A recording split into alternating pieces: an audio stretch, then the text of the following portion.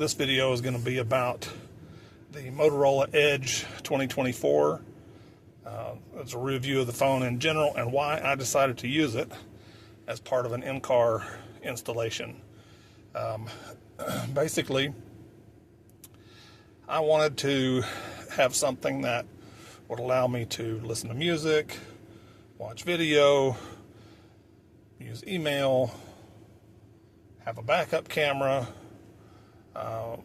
do all the normal phone things like making phone calls and just any app that I wanted to use. I wanted to be able to use that, but I wanted to be able to have a large screen that will be usable in the car, and even that I could use to edit documents and work on spreadsheets, things like that are normally not easy to do on a phone. And I didn't want to have multiple devices, and I've been trying to figure out a way to do this in a reasonable way for a long time, and finally I heard about this feature that is really cool, and it's only available on, well,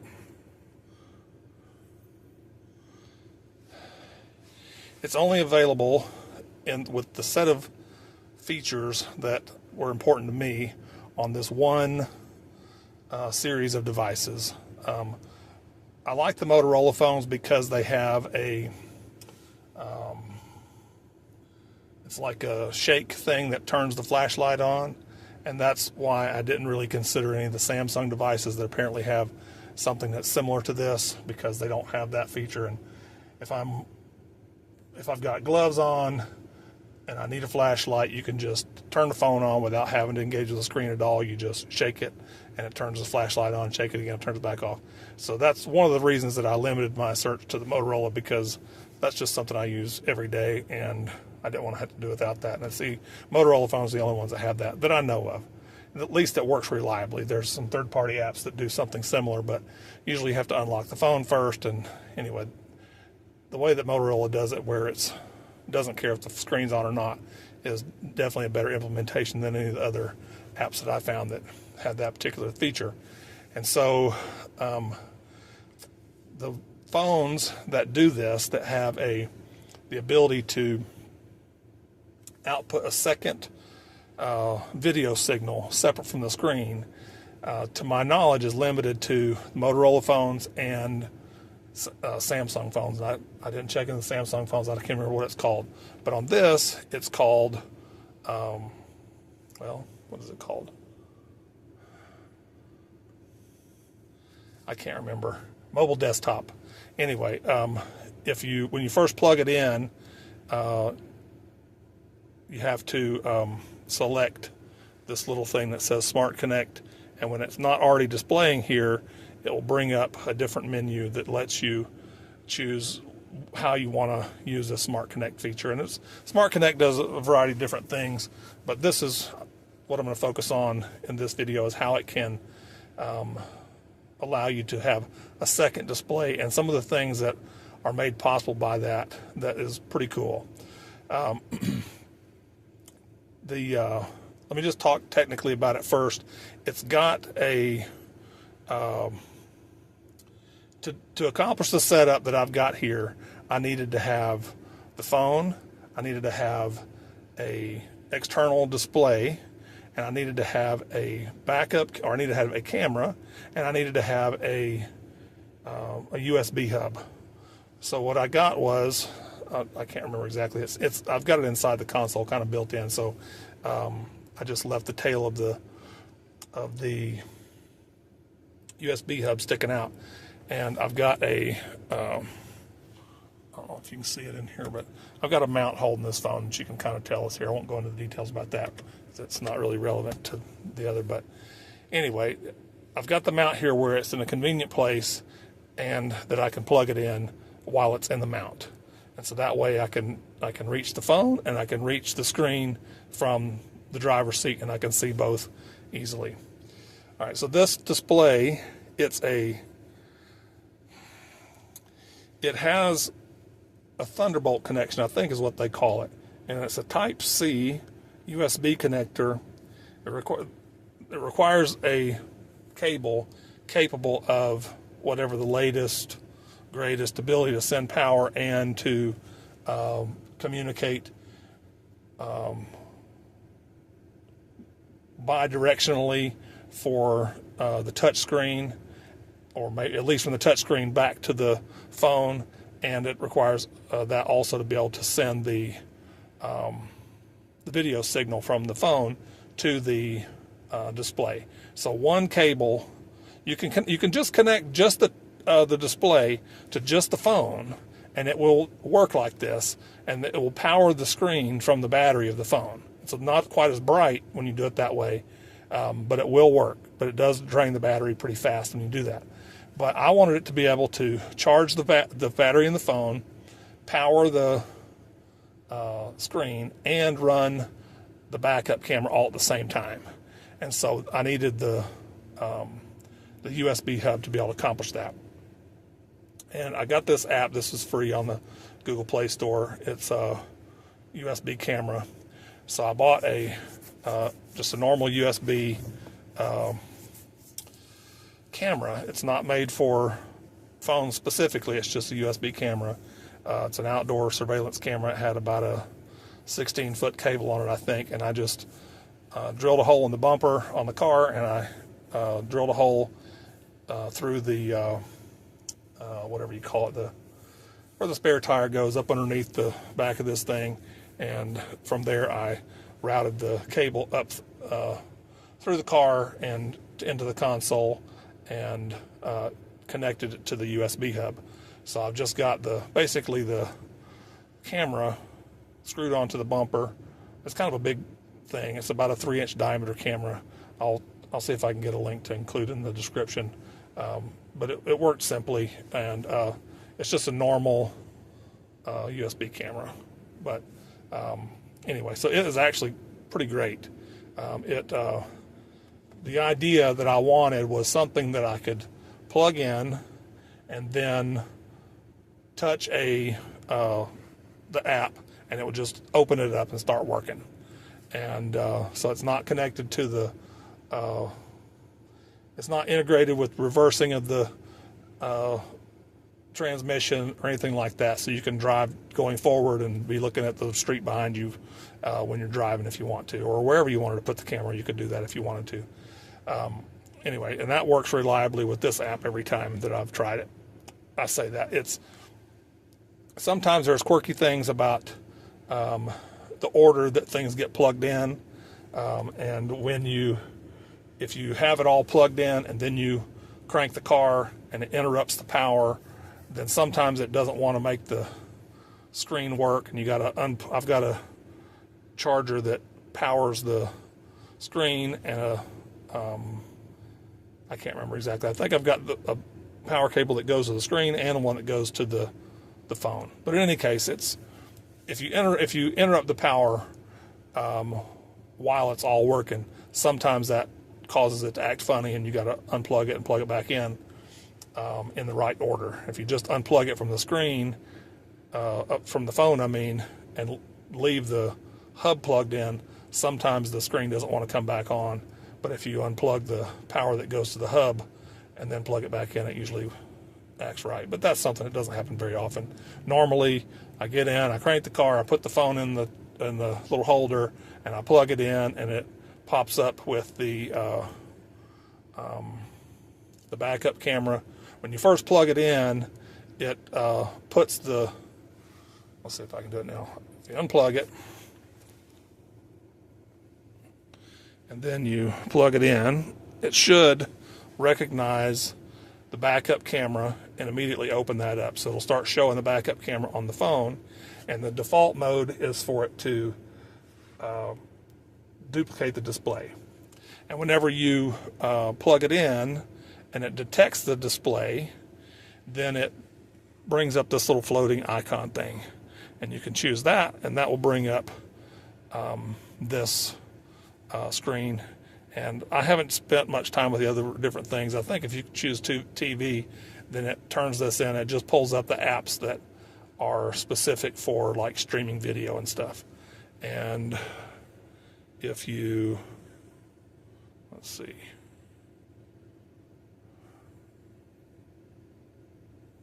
Okay, we'll try this. Okay, and if you click on the mobile desktop, then it brings up the mobile desktop, which is what I was starting out showing.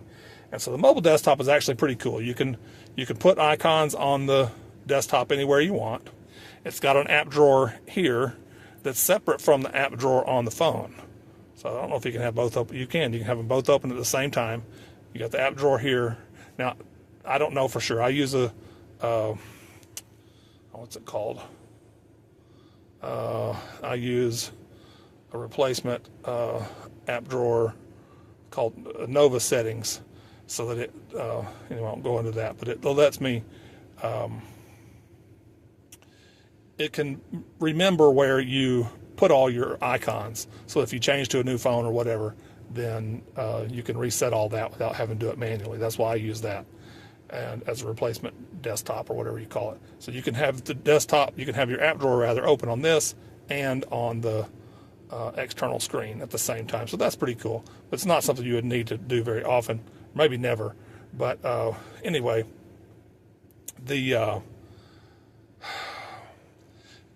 so basically it duplicates every app that's in the phone. It puts it also on access within the app drawer here. And you can press the home button that minimizes everything.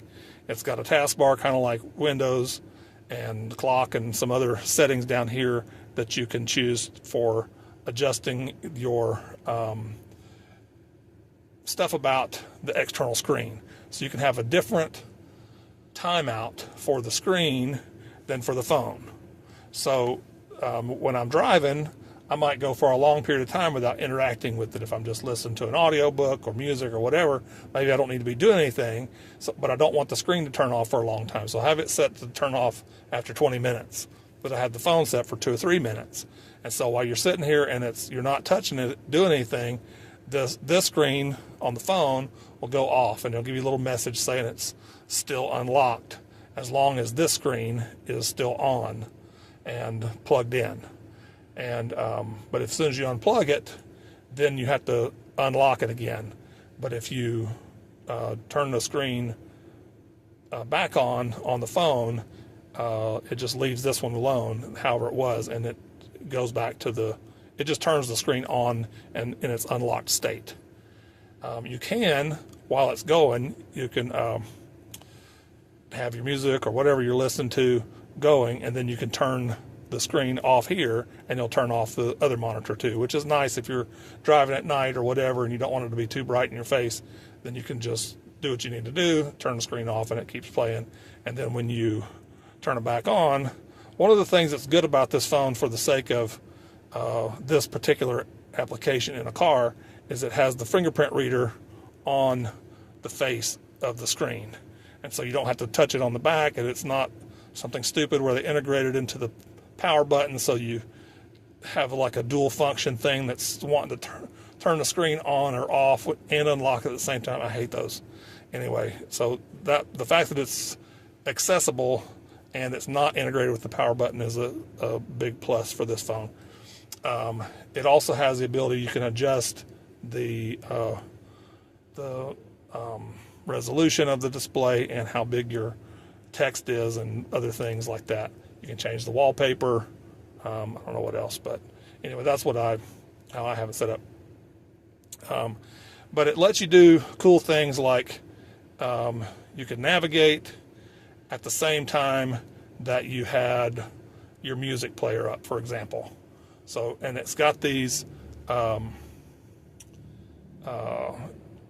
little functions here where you can push, you can split the screen like this. And then you can have a third thing down here happening if you want to. And so that's pretty cool. And it has let's see if I can show you. If you have it in this mode, where you've got the mobile desktop is open, and you click into the Smart Connect on the phone screen, then this becomes a touchpad, and it will give you a mouse pointer. And you can resize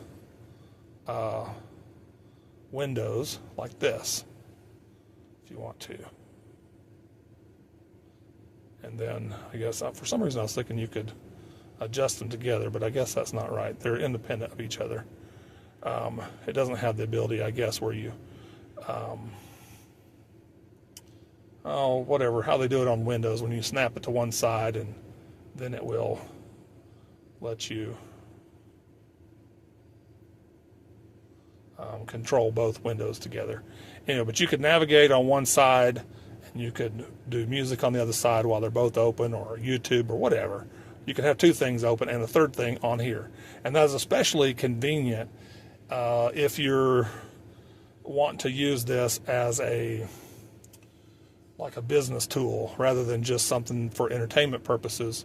If you want to be able to use something like Google Sheets and the PDF at the same time, then you could do that. You could have your email open on one of these and a document on the other side. You could have, at the same time while you're doing that, you could have a calculator open down here, or any combination of the apps. You could have three or more things. You can have, if you really need more than three, you can do things like this. You could put that there, for example. Let's do the camera. We'll put that one over on the left, and we'll resize it. And then you could have a, I don't know, let's say music. Put that in the middle.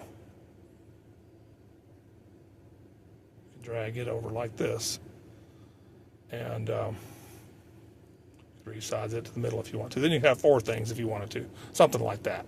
Anyway, so those are some of the things that are possible. It's pretty powerful, actually. If you, let's say, and you can go full screen with stuff too. Now, the full screen part, I don't know, it usually doesn't act like that. Let me close these. Usually whenever you go full screen, I think that it puts that thing on the top also, but I don't know. I've rarely tried to have more than two things open at the same time. Anyway, one of the funny things is when you have this full screen, it takes away the bar at the top. So with some apps, and this is one of them that does it sometimes, is it doesn't want to pull that bar down. It's like you got to touch it just the right way, and sometimes it doesn't want to pull it down. And so, but when it does, it's mostly the map, because it likes to pan across instead of whatever, and that thing will disappear. So you got to, touch it like that and then get it to go to one side. Normally, unless you're trying to do something pretty detailed, having it on half the screen is enough. And so when you have it on less than full screen, then the taskbar at the top, or whatever you call it, is always visible, and then you can close it or make it go left or right or whatever. And but the having it be a touch screen on the external screen and on this is really useful. So you could, from in the touch screen, if you touch in a place that has a text box, if your phone, well, the screen timed out right as I was trying to do that. All right, if you touch in the text box and the phone is on this touchpad, then it opens the keyboard here. And so you could type on this touchpad and have it enter the text here. But if you have this is gone and you touch here, then it opens the on-screen keyboard instead. And so that's cool. I usually like the on-board screen keyboard better, but either way is possible. And so it's actually, you can even do stuff that's pretty productive on here if you were to use something like Google Docs and you wanted to compose a document or something like that. Then you could open that up, and they have a, let me see if I can do it. You could do let's just create a new one. See if I can do that. Oh. Well, mercy goodness.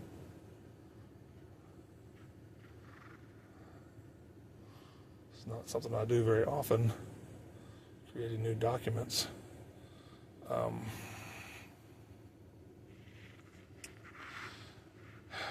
have mercy. Let's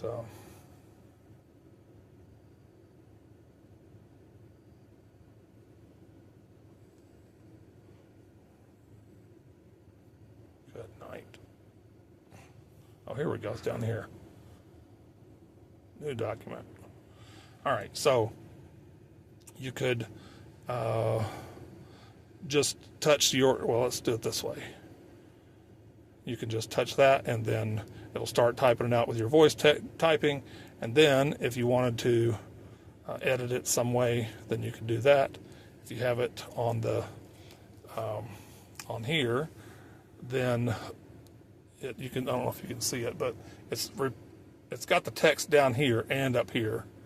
And you know, with the Gboard app, you can scroll, move your cursor with the space bar. And so if you want to edit it, then you can delete something, whatever, and so you had a typo in there and you want to type something different, then you can say something different and it'll put that in instead. At least it should. Then you could say something different and it'll type that in instead. Okay, so I don't know if you can see that it's doing that. Anyway, my point is that you can do things that are pretty sophisticated without having to have a physical keyboard and do reasonable editing. Of course, you can reposition your cursor by just touching in a different point on the screen, or by scrolling through with the space bar like that. But you can position it precisely without too much trouble and do whatever deleting and editing text in a way that is actually pretty powerful for something that's super portable like this. And one of the things about this that is really cool is compared to something like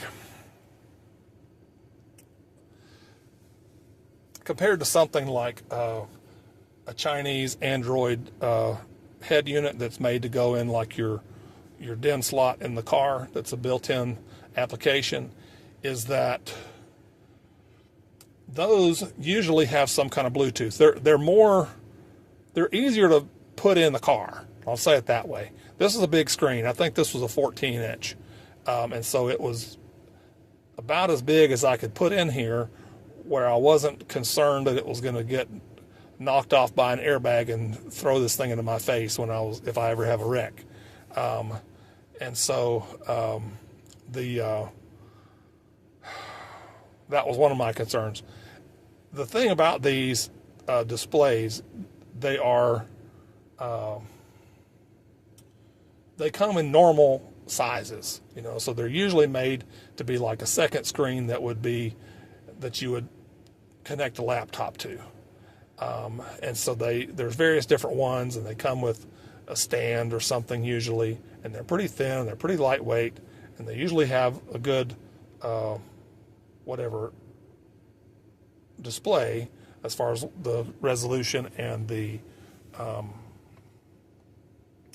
ability to show fine detail. Usually that stuff is pretty good, but they're not really made for this kind of application.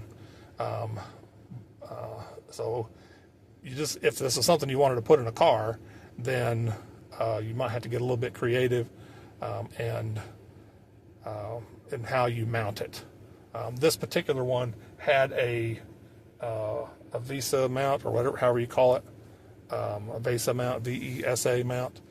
I didn't end up having to use that. I was able to drill a couple holes through the fold-out stand, and I screwed that stand to the dash, or not the dash, but like just right above the radio. And I had a couple screws from another project I had in here already, where I had mounted a tablet in front of the radio. So the factory radio's in this car right now, and since it has I'm rambling a little bit.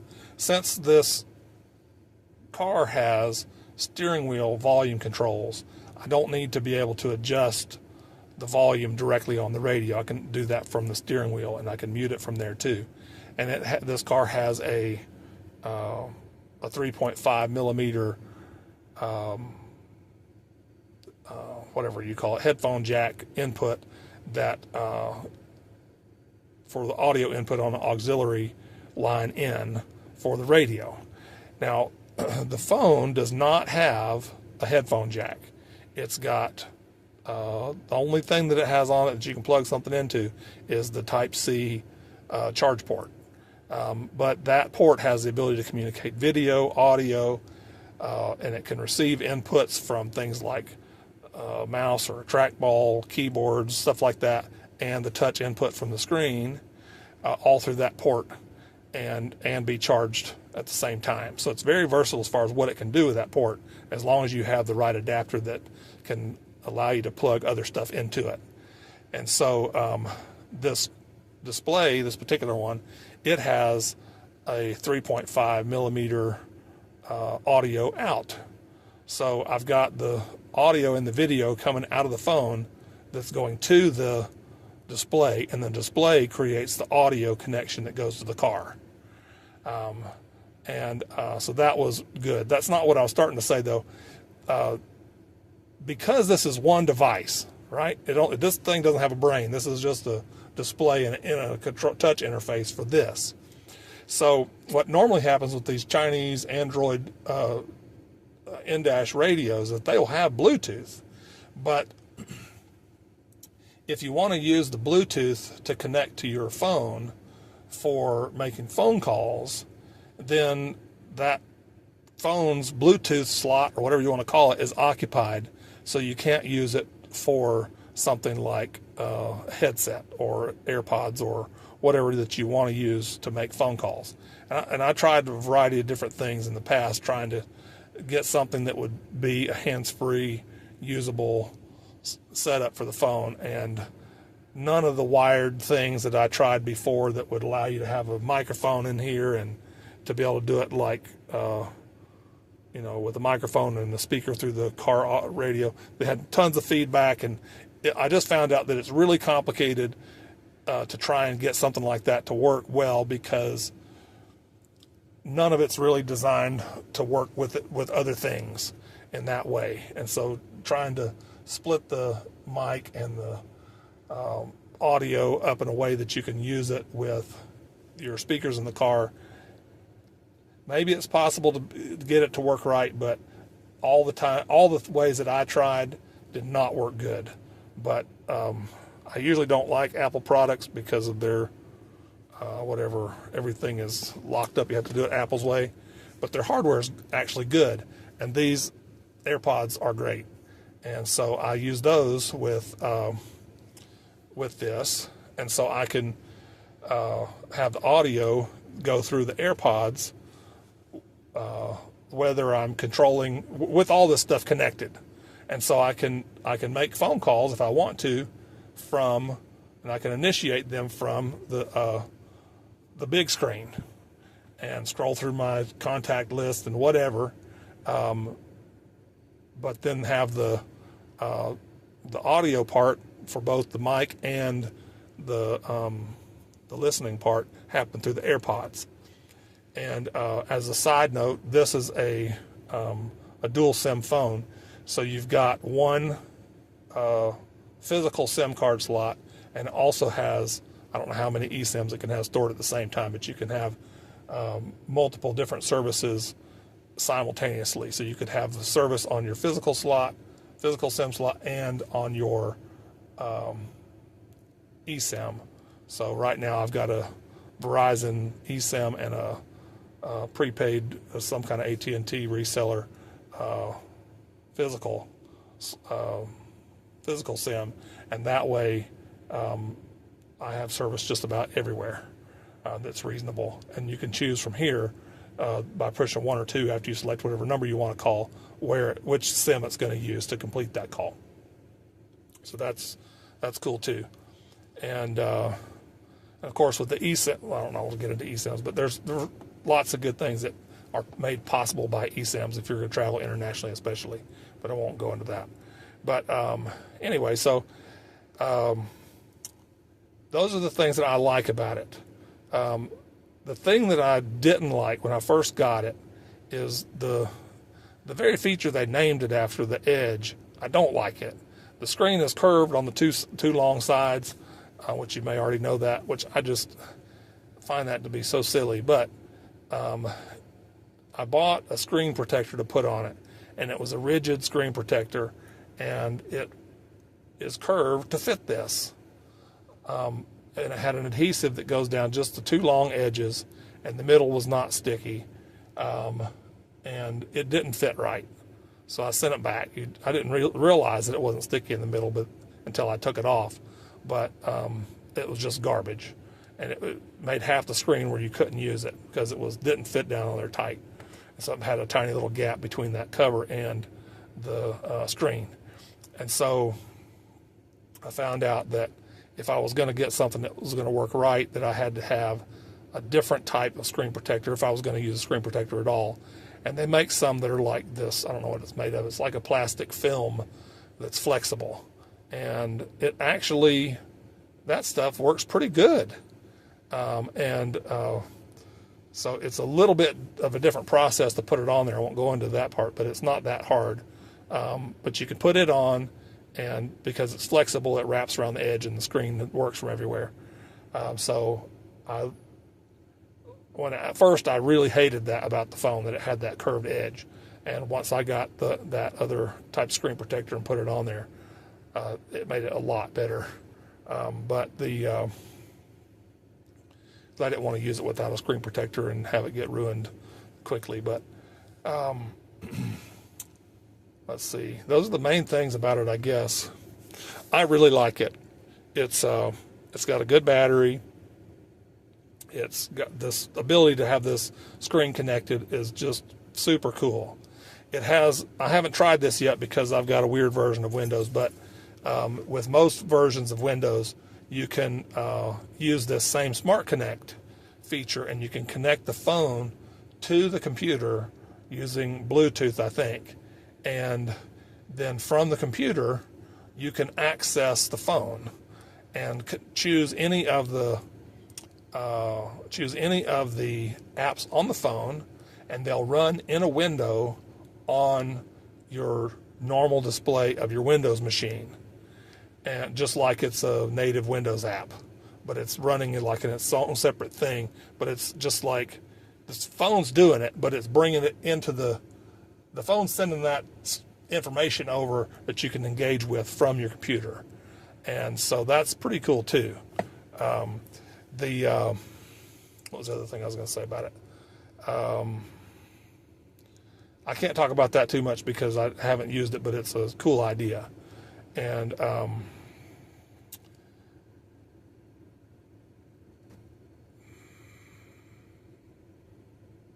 think that's it. There's other things about it probably that are cool, but they're not that unique to this specific phone. But this phone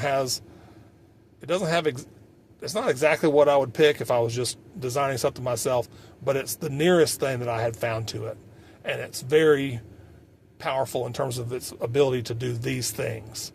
And another thing that you could do with it that's pretty cool is if you have this little hub, most of the hubs, the USB hubs that have the ability to send video through it, also will have an HDMI connection on that hub. And so you could have, you could use this as, you can do almost everything that you would need to do like on a normal Windows machine from this phone, if you have an external display and a keyboard and a mouse or a trackball or something.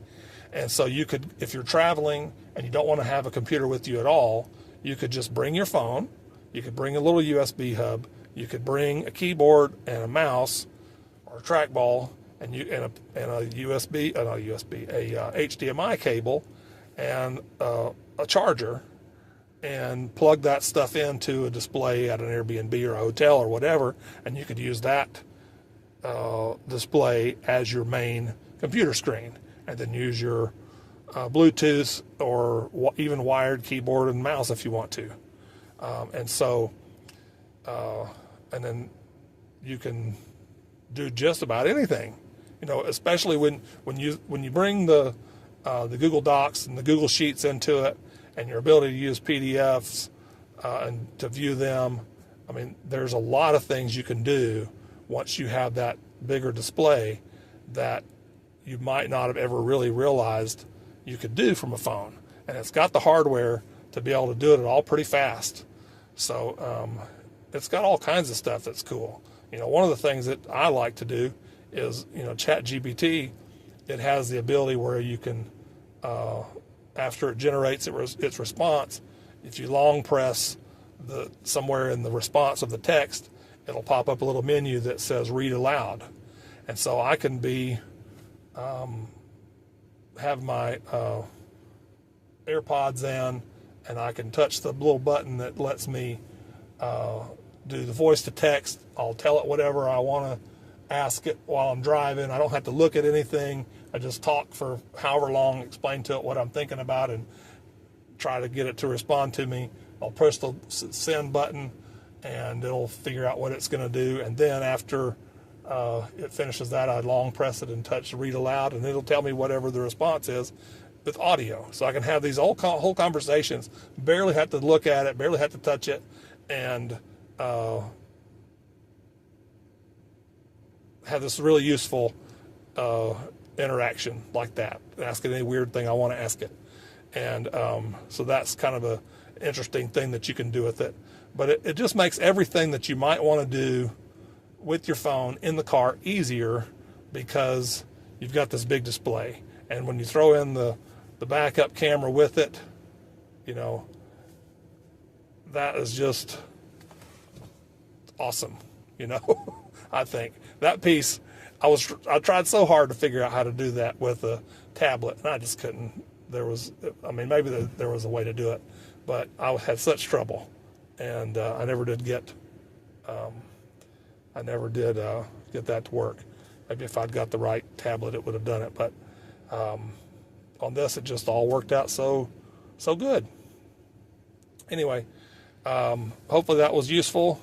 I try to do things that are going to be worthwhile for people. And so check out the other videos on this channel that, have some different things that you might not have thought about before, and especially the biblical stuff that I have on here. You might find some of that to be interesting and worth thinking about. And my other channel, Understanding Perspectives, has I don't think I have everything duplicated on this channel that I've got there. So anyway, as far as all the different controversies in the Bible and stuff like that. But thanks for listening. May God bless you.